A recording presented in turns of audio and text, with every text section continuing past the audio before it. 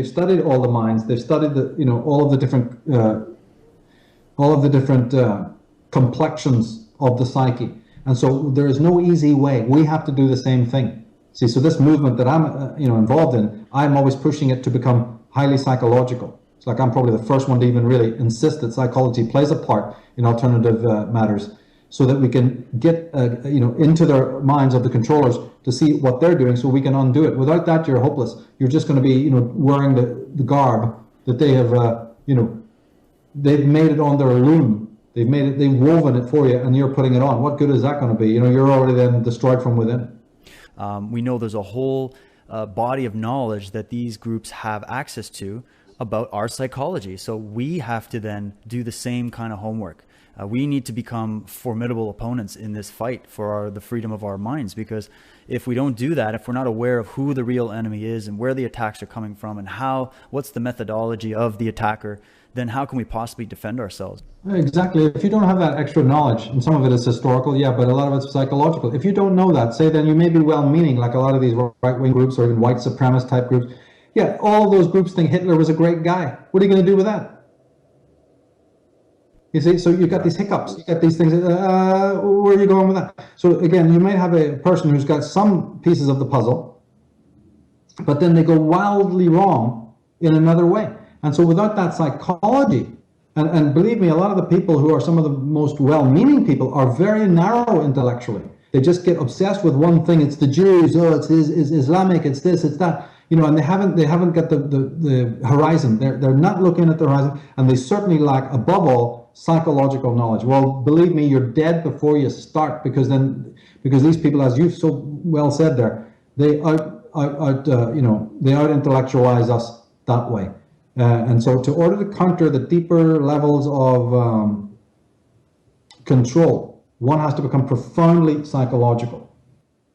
Sure, psychology can be manipulated and used, but it also is the way out of some of your great... In fact, let me put it this way.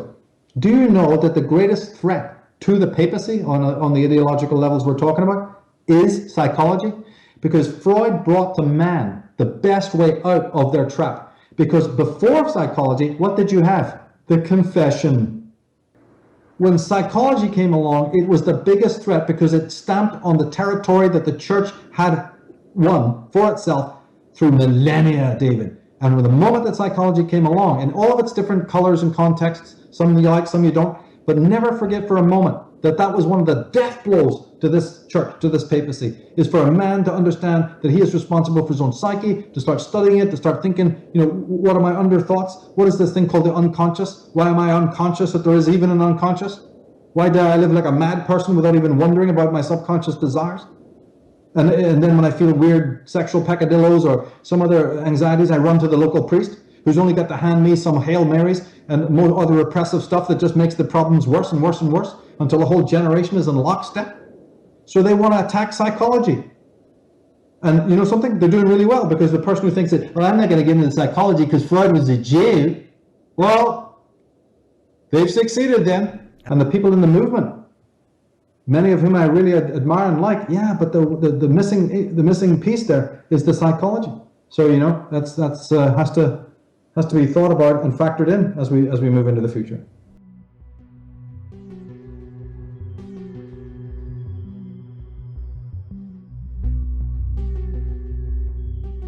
One thing is sure, a great change of our psychological attitude is imminent. That is certain. Why? Because we need more. We need more psychology. We need more understanding of human nature, because the only real danger that exists is man himself. He is the great danger, and we are pitifully unaware of it. We know nothing of man, far too little. His psyche should be studied, because we are the origin of all coming evil.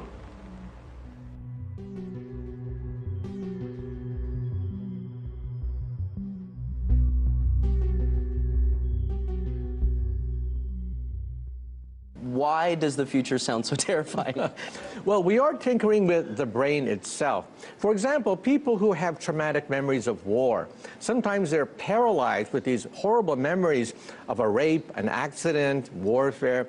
We can create a forgetful drug that actually takes the edge of many of our most violent and oppressive memories.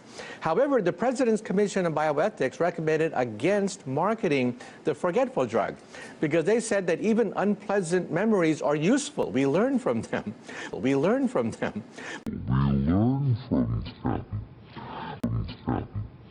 But personally, I think that sometimes some memories are so disastrously awful that they paralyze you. They prevent you from becoming a normal person. And I think we should allow forgetful drugs to be marketed. And I think we should allow forgetful drugs to be marketed. And I think we should allow forgetful drugs to be marketed.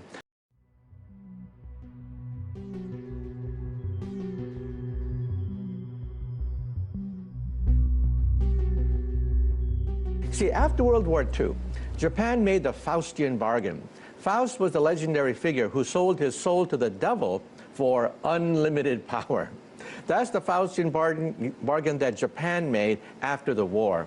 And now they're going to have to reanalyze whether it's worth it to sell your soul to the devil.